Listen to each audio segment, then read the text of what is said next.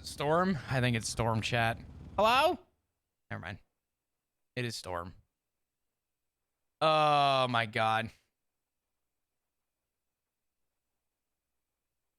Oh, Bender, we are not bringing this into fucking existence. Absolutely not.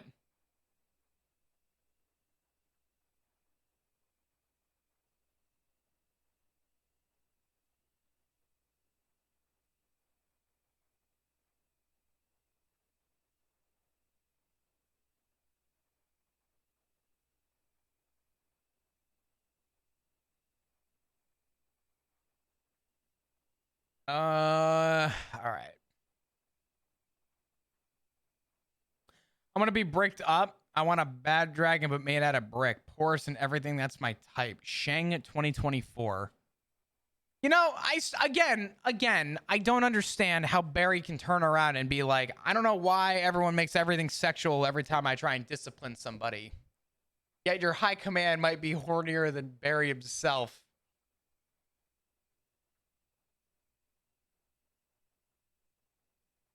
Also, with all respect, sitting on a brick does not sound like the most comfortable thing I've ever heard. Ugh, Chad, I didn't go shopping today. I'm hungry though. I have like cheese in the fridge. I'm gonna go grab a cheese stick. Hold on. All I have. Hold on. I need me some motherfucking cheese.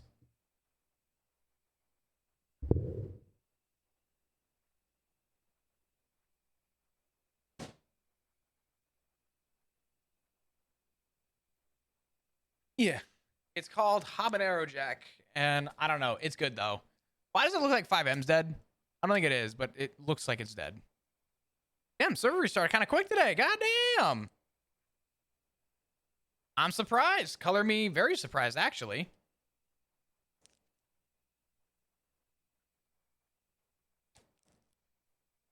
To be fair, Barry doesn't have a horny bone in his body. I don't know about that.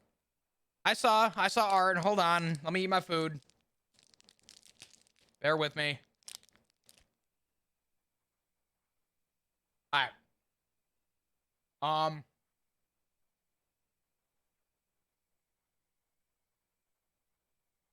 We got two pieces. We got one from Maya, and we got one from Shasky as well. This one's from Maya. It's fucking awesome. I love this. Handsome gentleman. Look at these guys.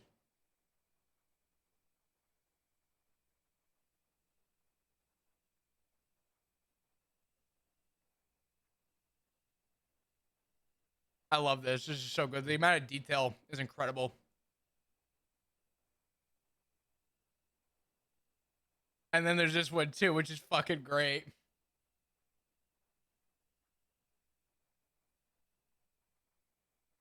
You guys are incredible.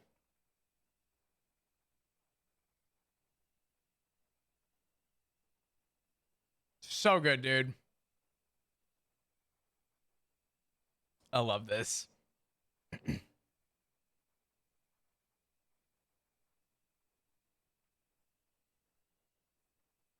So good, dude. Thank you guys. Thank you for all of the art. I really do appreciate it. All the art from everybody has been very, very, very exciting. Excuse me. I'm sorry. Woo. What is this photo?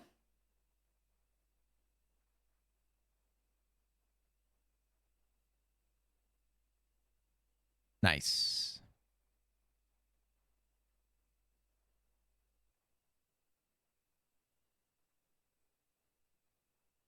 Nice. Chat, it's the sex number in case you were curious. Because usually one head's here and one head's here, and you know. Anyway. But we have these conversations.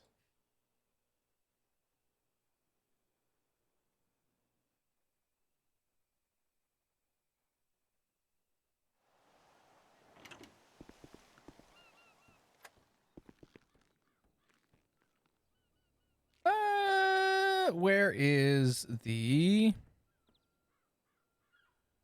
The mask. There we go.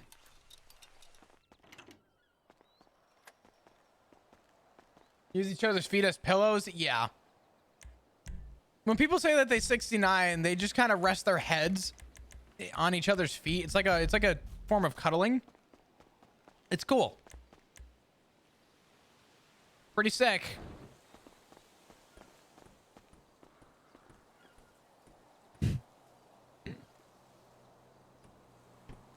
Oh man.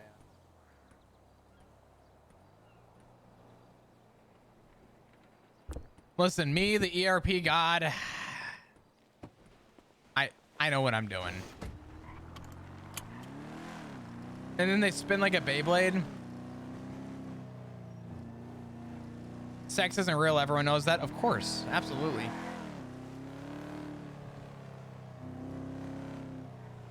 I've been doing it all wrong. Oh, shit. Let's wait for Rue.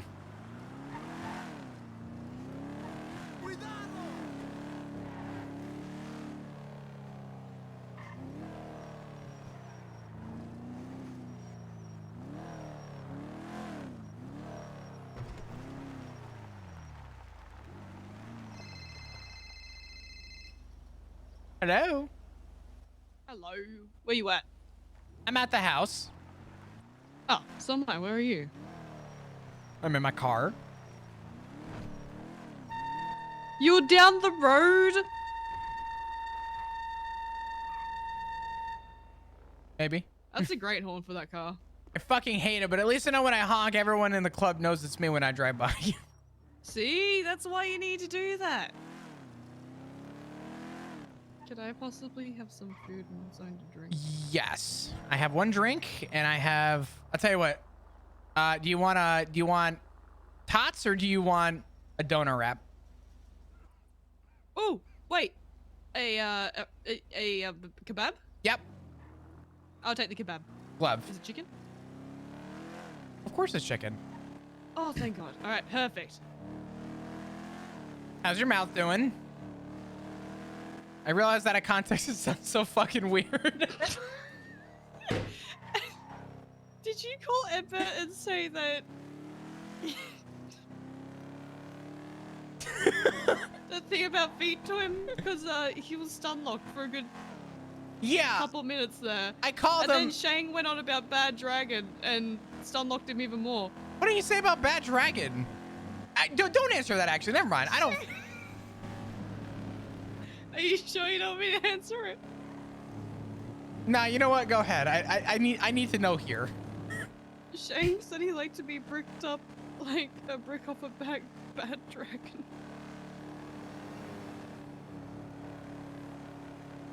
Why is all of command in ADMC inherently horny? No, that's high command. Command's That's a whole different even story, worse. though. You just see, yeah. Some of the shit Finn comes out with, holy. I think actually Kelly's like, you know, the most tame, I guess. Isn't he with somebody? Yeah, he's with Roy. They're married. They're married. Of course he's tame. Actually, I guess that's not a good line of I guess I'm married too. Anyway. Well, fuck. How are you? Miserable. Yesterday was the worst day of my life. What happened? Awful. You good? I don't think about it without freaking out.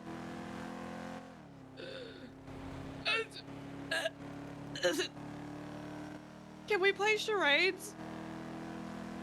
Sure. Okay. Richard Dark. Oh no. Did I win? But yeah, at the same time. But that wasn't what I was freaking out over yesterday. Oh. Mm-hmm. I don't want to. Stop! Back! Stop! Reverse the car. No. Do not jump out. No, reverse! No! There's plenty more tractors! There's plenty more tractors. No. I'll find you another one. We need to have our talk. I was playing charades. There was a thing I could use for charades back there. Stop! Go back. To the fruit stand. Oh no.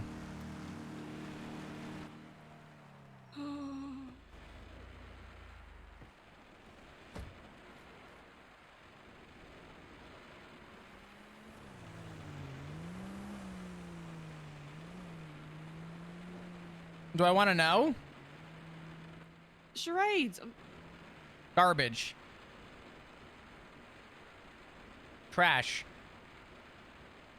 Mm-hmm. You ate trash. No, I that high command said I had to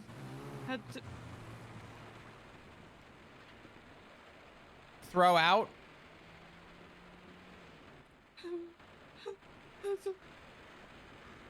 High command said you had to throw out. No. Take the trash out. Hang on, let me make sound effects.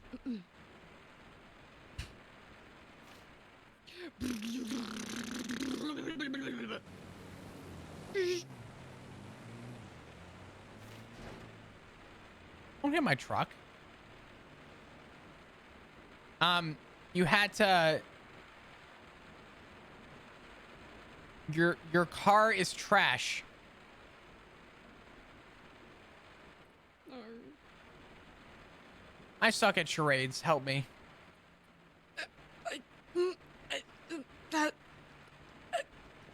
I had to do Sunny. Oh. Oh. That's amazing. Congratulations.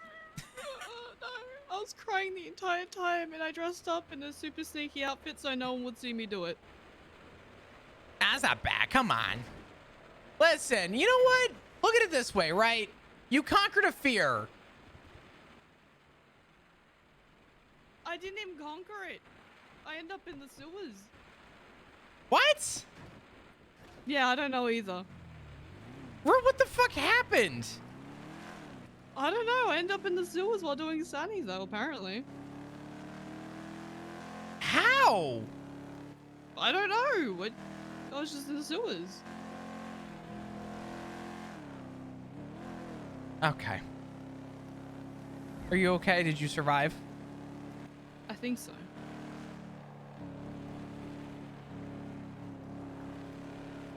So, okay. Anything else going on? Had a not so nice conversation with Richard the other day. Yeah, let's talk about that. Let's air that one out.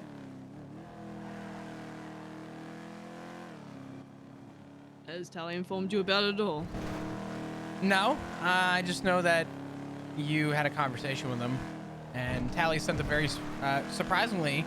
I say surprisingly because I didn't know kind of how she was going to word it, knowing Tally, but she worded it quite nicely to Richard. She sent a text about how there's people in his family that love him unconditionally, and that practically you're going to break the trust of the people around you if you continue down this road. Which, she's not wrong. Yeah. I wasn't going out looking for him. I was trying to burn down the building. And I guess Sherry had called him and he came down and... Fuck.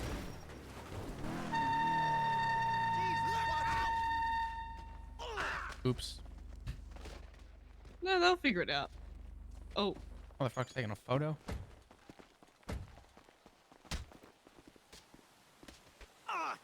Fuck out of here. Alright. What'd you just pull out? Knuckle duster. Oh, okay. This is my spot. Alright.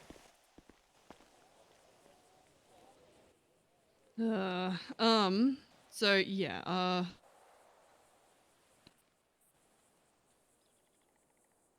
so I went to the building across the road. Sherry had mentioned that they had 5 fucking tanks. I started freaking out.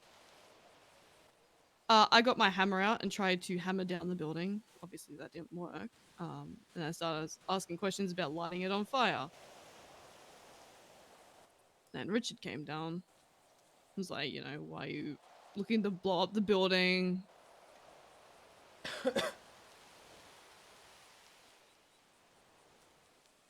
I'm just trying to think exactly how it went. Well, I got some dirt on Sherry as well, but I think most people know about it, so. Hmm. We'll go ahead. So yeah.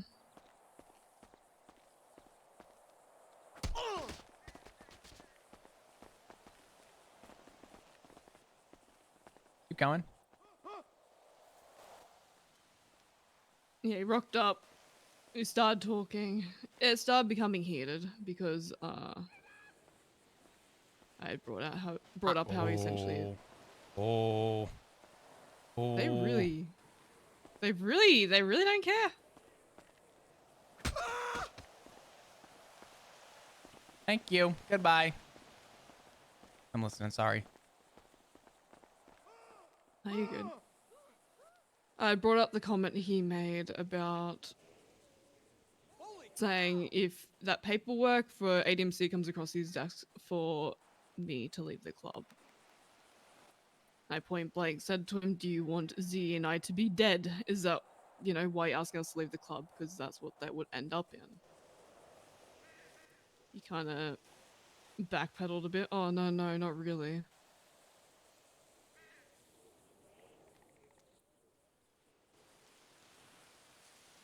I think I just started going off at him about tanks and stuff. I was in the middle of also freaking out over what Sherry just told me about all the arsenal they had.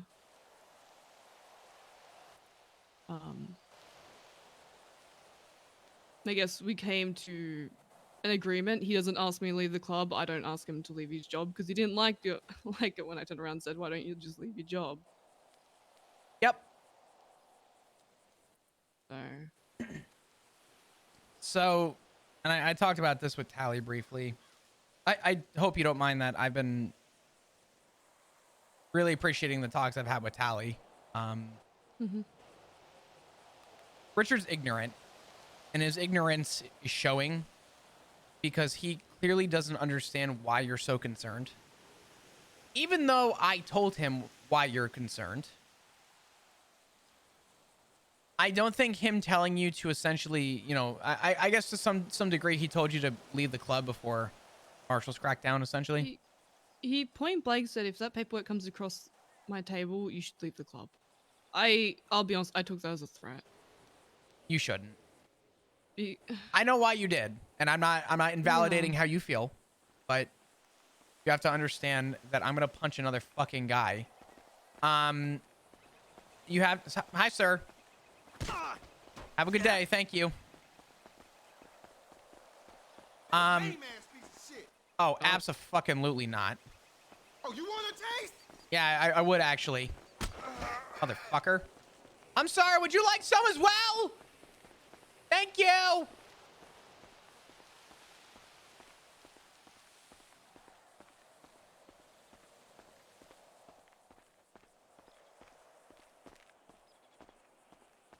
Apologies. nah, you're good. If another person rocks up, I'm punching them. We're fucking leaving. The reality of the situation is, I think Richard. I don't want to invalidate your feelings about everything, because your feelings toward it are absolutely valid, and I think it's important for Richard to understand, I think, why you feel the way that you do. The problem that I have is not only one that I tell him, but two, it shows how much he doesn't know. He doesn't understand what a blood in or a blood out is. And what he said to you was essentially, I'd rather you get shot than stay in that club. Because I'm sure that's the way that you viewed it, correct? Yeah, I read it as I'd rather you. Yeah. be shot and fucking dead than be in that club if I have to deal with it.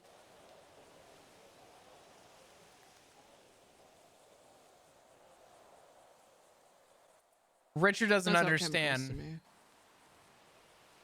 I think this is actually good though, because I think this shows the consistency that we've been saying, that Richard doesn't really understand the other side. If he doesn't understand how you're in, to the point where he's saying you should just get up and leave, sign your name on the fucking paper and never come back. But clearly he doesn't understand any of it. And I'm sorry you went through that. It's not fair to you, and it's not fair to anybody. It's alright. I did find some After stuff. the argument. Sorry, go ahead. Go ahead. Hmm? Go ahead. No, I'm gonna at some point tell you what I learned today, but I'm gonna wait. After that conversation with him, I guess if you'd call it that, it was more so a bit of a back and forth. I was a bit heated. I say a bit. I was quite heated. He was more down to earth. So, not even down to earth, but he was not heated like I was. He was desensitized to. Yeah. I went ahead and wrote him a note, and grabbed one of the photocopies I have of one of the drawings and left it for him in his car. I lockpicked his car and put it in there. I sent him a text saying, go and check your car out. I stood on a rooftop and I waited until I saw him go into the car, and I'm assuming grab it. So I take it he's read my note. What was on it? Don't mind me asking. Unless you want to keep it personal, I'm not gonna hold you to it. No, I can tell you. It was essentially saying, it hurts looking and knowing that I used to... But you were someone I was beginning to trust and open up to. Also asking for him to make an effort for you. Also saying I understand if he doesn't want anything to do with me. I have my fair share of people I care about turn around on me and not like me anymore or despise me. At the bottom of it, I said something along the lines of, I'll continue to care for you from a distance. And on the other page, I had on some sticky tape. I'd sticky taped the photo of the most recent drawing I'd done, because the bottom left one is have reference to him when I was in the hospital. I just mentioned how I had gone there daily to check in on him, and that, you know, that drawing's there as, I guess, proof that I did care if, for whatever reason, he didn't think I did.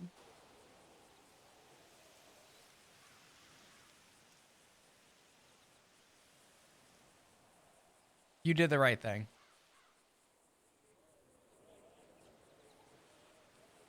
You did the right thing to accept that there was a disconnect, as I have accepted that there's a disconnect, as I think Ziggy has accepted that there's a disconnect. And I want you to know that this is completely... I don't like to use the term on brand, but this is very on brand for my father. And I hate to say that I'm not surprised, but I hope that you know, regardless, I will always, and this goes beyond just me, this also includes Ziggy,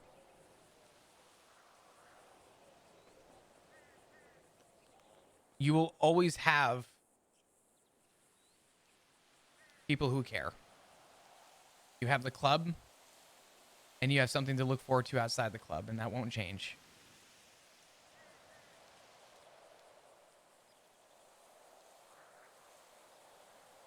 I learned some stuff today about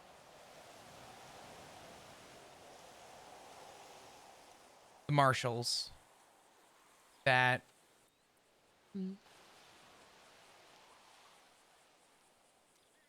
validated how I feel about leaving. And what I tell you may hurt your reputation with Richard. But I want to be If I'm clear. I don't know if he knows. I don't know if this is written anywhere.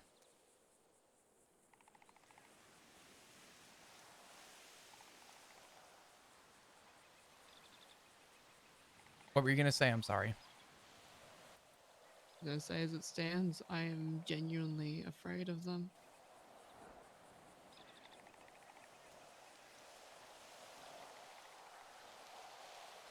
Part of me wants to hold back on telling you this, but Please don't. I'm not.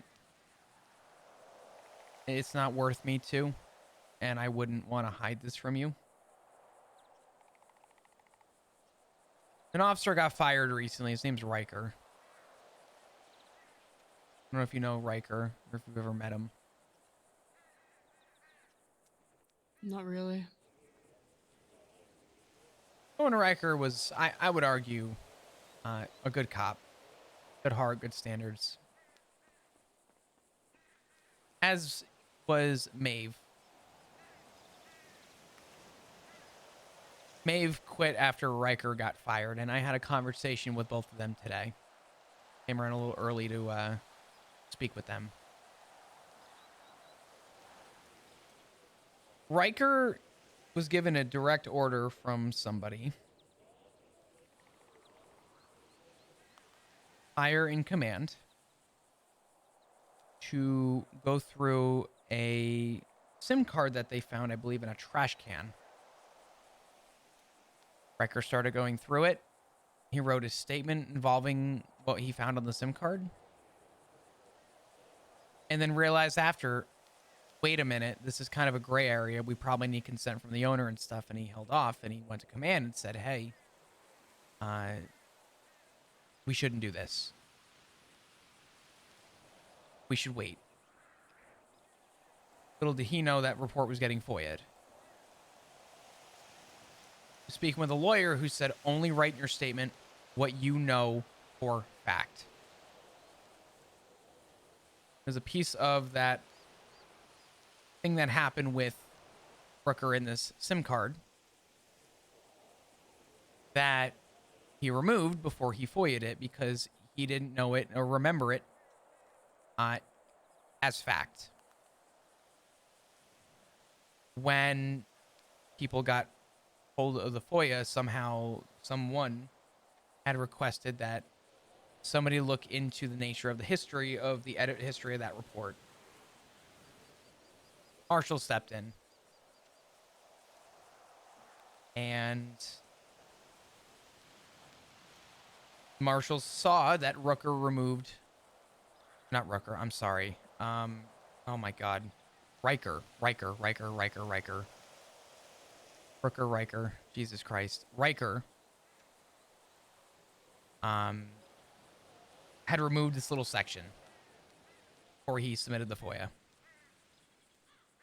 The eyes of the marshals, it looks like he was trying to hide something. In practice, he was removing something that wasn't true in his statement. He was given an order, and he didn't know the history of the SIM card. He knew it was relating to an investigation. He knew it was helping out a higher member in command. But he questioned the authority of what he was doing. When the marshals got a hold of it, they saw that he removed this. And he got called in by Kyle Pred.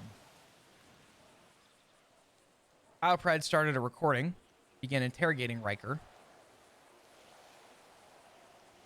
And after the recording was over, he realized that he was never Mirandized. Mind you, Marshall's job is to hold officers accountable for charges. So they investigated him and interrogated him in relation to his job and into if he was trying to do a cover-up, essentially. Riker had sort of cracked under pressure a little bit because you have Kyle Pred, who respectfully, me as well, have a hard time talking to. Very intense person. But when he got out of the interrogation room, he said that he was a little surprised because he wasn't Mirandized, and he questioned the validity of everything that just happened because they never read him his Miranda rights on recording or even before. Riker went to City Hall to read Miranda rights and how it was worded. And while he was reading the legislation, his tablet crashed. And he said that was weird. He went back to legislation to go continue reading. At an hour after his interrogation,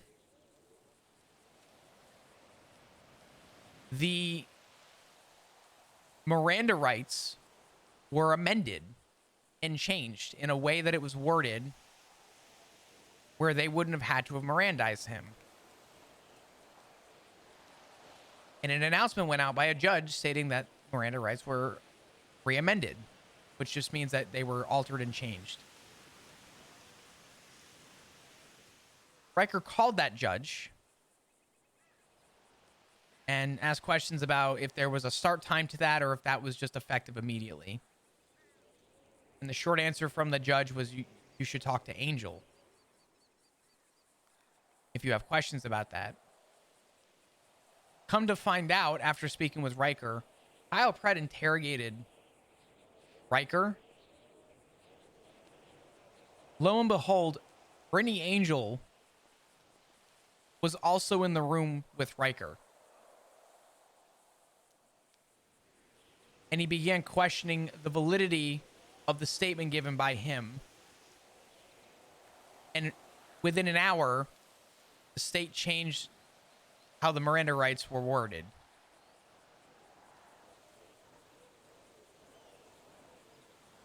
And I don't know if Riker is fully telling me the truth or not. Maybe he's not. But after what he told me, I suspect that the marshals are inherently corrupt in itself. Maybe I'm wrong, maybe I'm not. But after what Riker told me, I do think that there's a little bit of validity to what he's saying. And there's a court case against him for evidence tampering. Riker got fired after getting a bunch of daps thrown on top of him. He had 9 daps. It's 10 to get fired. They told him to defend himself. And after he tried to defend himself and explain that, you know, this isn't a question of if I did this, the question is why I did it. And he tried to explain the why. He never doubted why he did it. Member of command, I believe it was Vivian, gave him 9 daps, which is 1 away from being fired. And then they held him accountable for what happened with this statement. And they fired him on the spot. And I told him that unfortunately there's a lot of things that I have a problem with on the state level for why they even tried to give you a chance to admit guilt. But at the same time, I also question the validity as to what happens next. What I was unaware of was we started talking about Sanguine a little bit. And I said, you know why I didn't go to Sanguine? I said, because I didn't think it was fair to stomp on someone else's land. If there's things coming to the island that should not be here, I worry about that when it gets here. I don't go and start the problem.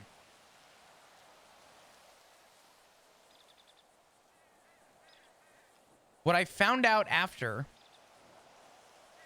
was Riker said, well, you know you can't say no anymore, right? I said, what do you mean you can't say no anymore? He said, Brittany Angel came to the meeting. I don't know how long ago, but within the time of the marshals. And I don't know what the startup to this was. I don't know if it was in relation to just she said it or it was the carry out of a question. But Maeve and Riker in this conversation confirmed to me that Brittany Angel on the stand in a meeting room told an entire group of cops that you are to be volunteered. And if you don't volunteer, you will be voluntold to assist with the marshals.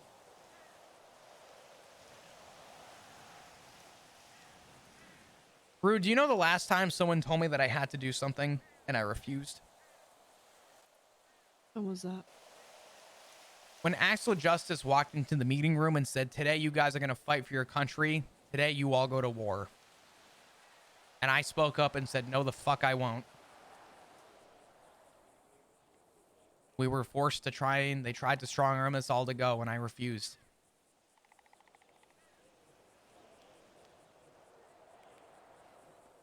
And regardless of the context to what Brittany Angel said,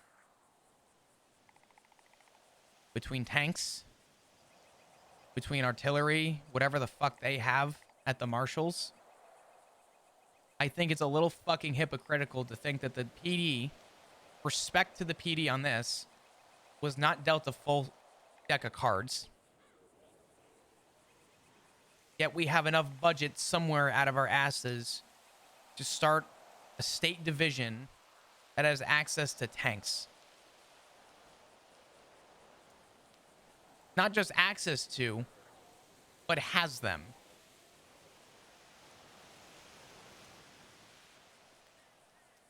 Either they want to see the PD fail, or they want the citizen to lose trust in the government. And as I told Tally earlier, with full respect, I would rather die on my feet than die on my knees.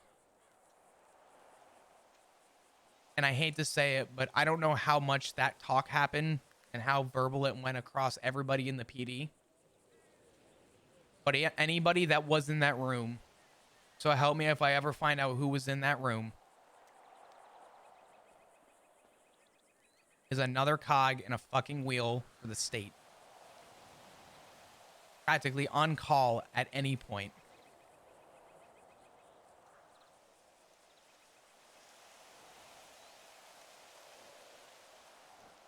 Fuck them all. And if I knew that that conversation happened with Brittany Angel in front of everybody, I would have thrown my badge at the room instead of then I volunteer myself out. And I'm really fucking glad that I didn't know about it until now.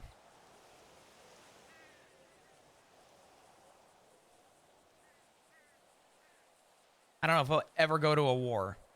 I don't know where I stand on it, Rue. But regardless of how much Riker told me the truth or not, the trial that's coming up for him, I implore anybody to show up to and to see what happens. Because it is a corrupt system with corrupt people. And even the people that supposedly police the police are also apparently are just fucking corrupt as well.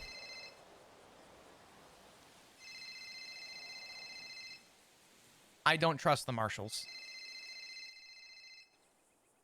Take that if you have to. You're okay. It's just Croc. It's fine. I can call him back later. It's Croc? Mm-hmm. The fuck does he want? Jesus. He's setting up a case to try and fuck Crikey over. No. For what? My car blew up under his watch, and we're probably going to get me out of, hopefully, all the fines. We'll see. Who knows? Won't worry about that after. Yeah. I learned a lot today, and a lot of it upset me. And I hate to see that 8 months ago, I told people that I have the government on a very short leash. And if they try and overstep or step over a boundary, I'm fucking gone. And the more I spend not holding a badge, the more I'm learning everything. Literally everything that I said that I wouldn't stand for, sure, it's off one word over another, but if it all be true, it is, Rue, it is every reason I wouldn't stay. Every single box was checked in the conversation with Riker and Maeve. Mm.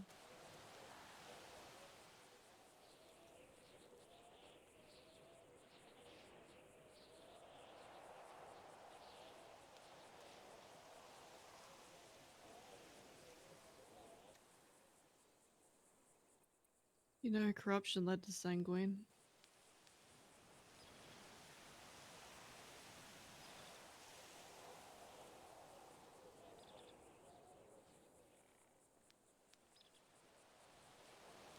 They have multiple tanks, they have military weapons.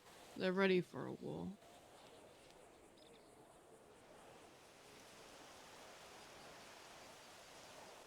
And it's all right fucking next door to the block. Every day I walk out of there, I'm reminded that that's right next door.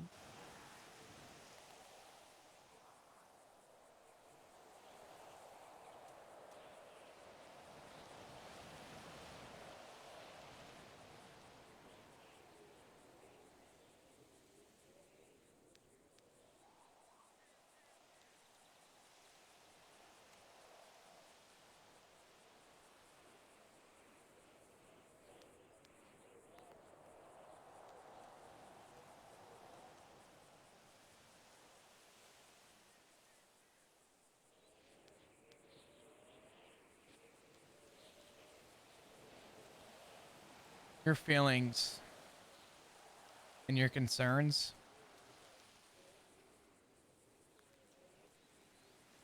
are valid.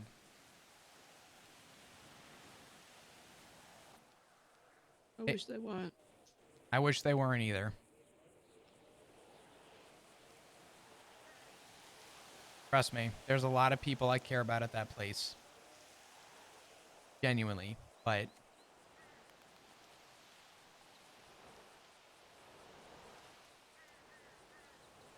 my takeaway to how I view things is I have no problem with whatever the PD decides to do, so long as not a single member of High Command is shocked when more people go. They're gonna bleed that fucking place out till there's nothing else.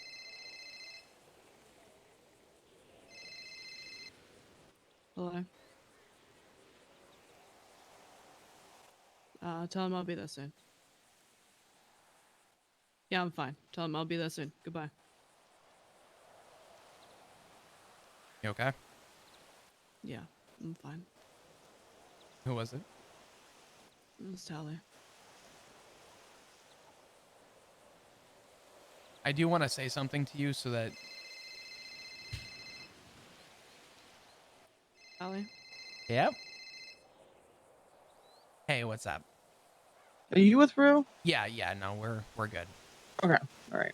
Just catching up, and a lot of the stuff we talked about earlier, I'm just kind of bringing Okay, up, so... I just made explain the tone in her voice, so that's fine. No, you're good. I appreciate you, Karen. Thank you. Yeah, no problem. All right, be safe. Thanks.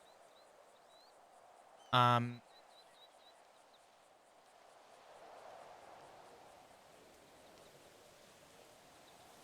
only takeaway from this that I want to remind you of is that I know that they are right next door. I know that they're right there, and I know that there's a lot of stress looking across the street at what you would consider probably to be your biggest enemy. It's a reminder of...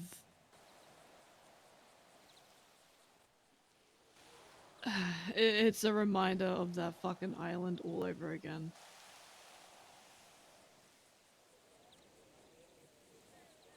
I still have issues with nightmares about that shit to this day. I still have things that set me off. I still don't like helicopters flying overhead. I still don't like aircraft flying overhead.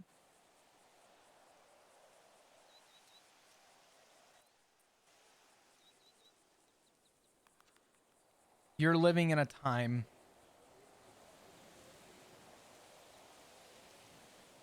where some of my closest friends I will never see again because of Sanguine. And a lot of people that I see are not the same that they once were ever since Sanguine. That war didn't do anything for anybody. It separated us. And it will continue to separate us however it can. Which is incredibly upsetting and to the fault of our government. I had to spend 5 years off the island. We all had to spend 5 years off the island.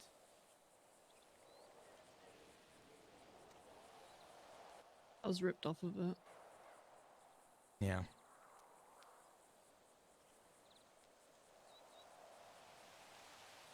It just breaks my heart. It really does. But my only takeaway for you is you have every right to be concerned. Every right to kind of have, your coping mechanisms to being reminded of that day.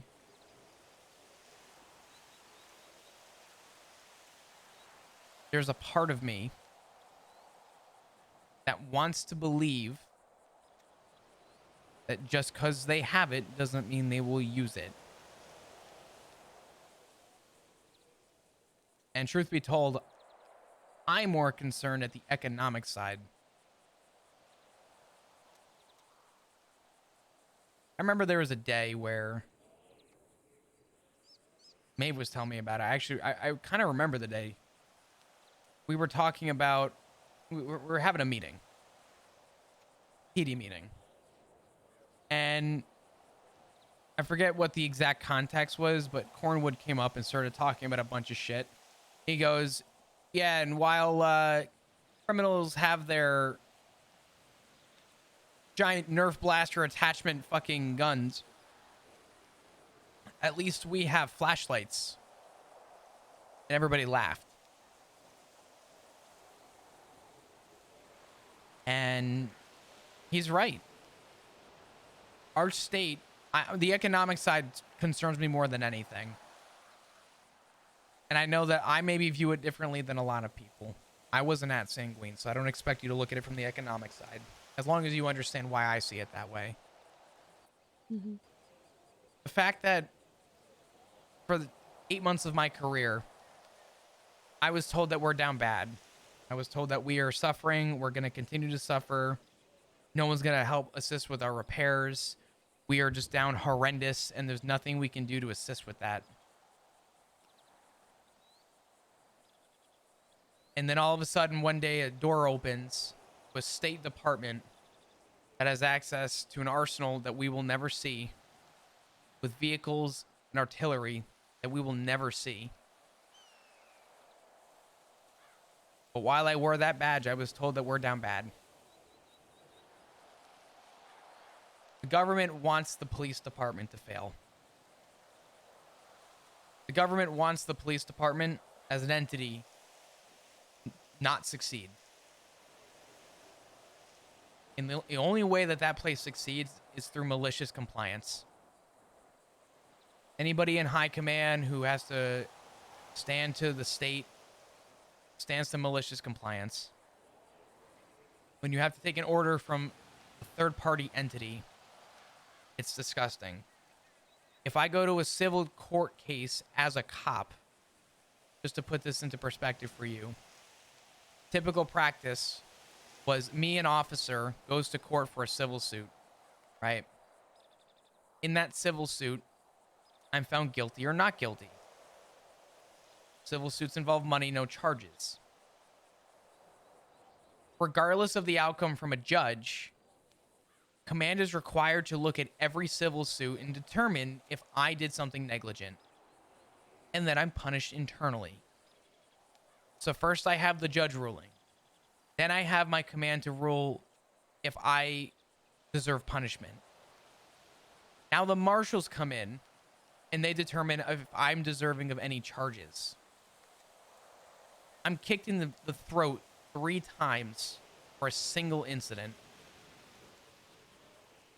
Any good faith officers, any good officers that were good people to citizens, anybody who, I guess, are praised similarly to, I guess, me somehow. I really didn't think I had that much of an effect, but people have told me differently, I guess. You're not going to see me in the PD anymore. You're not going to see other people like me in the PD anymore. These people are going to be stripped. These people are going to be tired. They're going to be on... They're going to have someone breathing down the back of their neck. Every fucking step of the way. I don't see us going to another war, but I see that police department completely dying and burning out from the inside out. It's all being replaced with marshals. My point exactly. You're 100% right. And what, we're ran by a military force?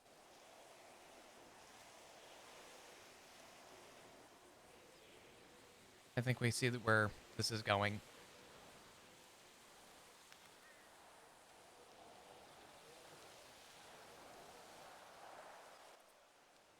Mm-hmm. Our government continues to be corrupt, Rue.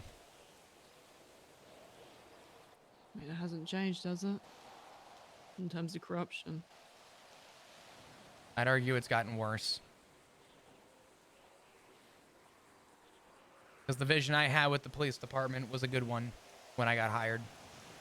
I didn't expect everyone to agree with it, but all I wanted is that people were willing and open to understanding my perspective. I wasn't out trying to go for people's throats. I wasn't out trying to ruin people's lives. I was out trying to protect the community and be a good officer and be a good person to people. That's not the vision anymore. They killed that vision. They didn't just get rid of it, they murdered it.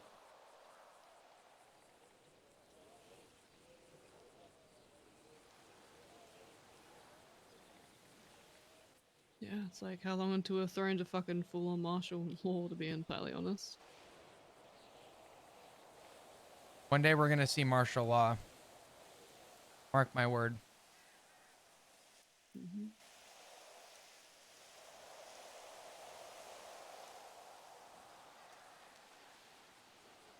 The government can go fuck themselves.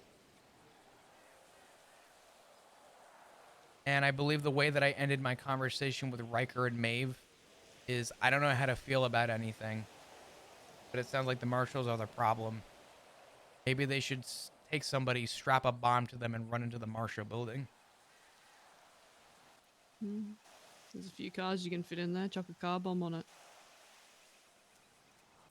I'm not fucking sadistic like the people who sent in that EMS worker. I'll never forget the day. It was the meeting right after. I led the meeting right after the Sanguine War. Brian Knight was there. And there were about 70 people in the meeting room. Somebody asked a question. They said, is it true that you strapped a bomb to an EMS and sent them in a room? Brian paused and said, let's not ask questions when we don't have the facts. Plenty of fucking witnesses. Not even Brian could take guilt for that. But then again, why would he? He had no reason to. He had to cover his own ass for whatever the fuck his sake was.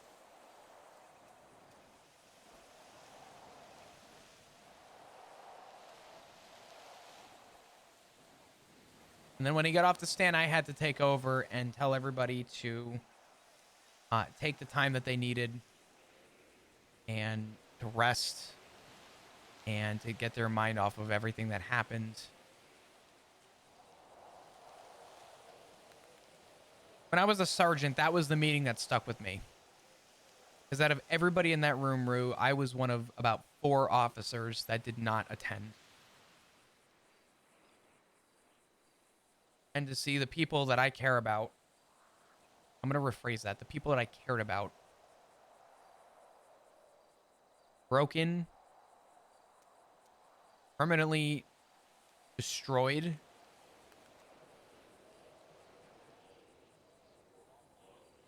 know what's really sad about that war? What? I don't know how many people talk about it, but this is not a rumor. This is the truth. About 90% of the officers that went to war with Sanguine didn't even know why they were going. They had no idea as to why, what their objective was. They just went. They didn't know why they were there. They didn't know why they went. Axel Justice came along and told us that we were just going to go.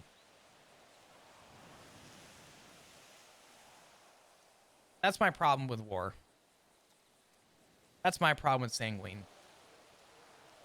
The government manipulated people who serve this fucking island enough that 90% of those people put on a hard hat and had no idea where they were headed.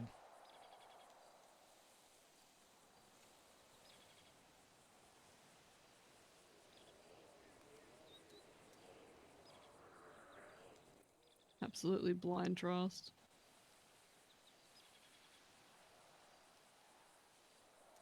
Malicious compliance. Yeah.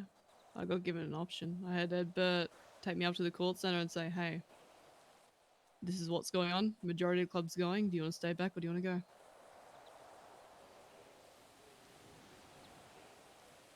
And you did what you felt was right. And I don't hold that against you. I went with my club. I was going to protect them.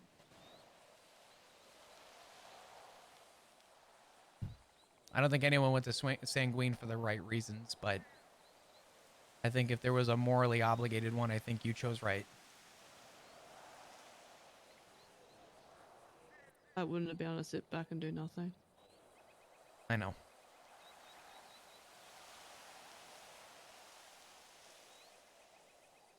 I will say this much. We don't know enough about the marshals yet. We don't know enough about what's going to happen with them. We don't know what the end goal is going to be with them.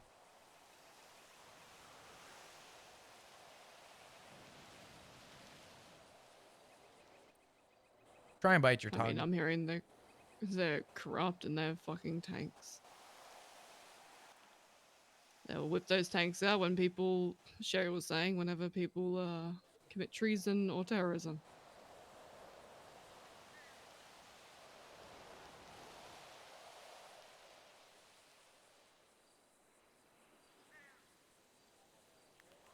Yeah, well, Cherry's not a fucking saint either.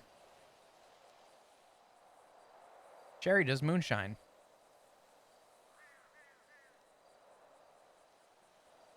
Let that one sink in. Learn that today as well. Our innocent government, our innocent state. Our reception. I mean, Moonshine. I'm unsurprised. Max and Siobhan were doing a bunch of legal shit while, on power, so... Oh no, I'm sure, but I think that should be enough telling to tell you how much I trust them. If you can't even trust your first line, which is Sherry. Yeah,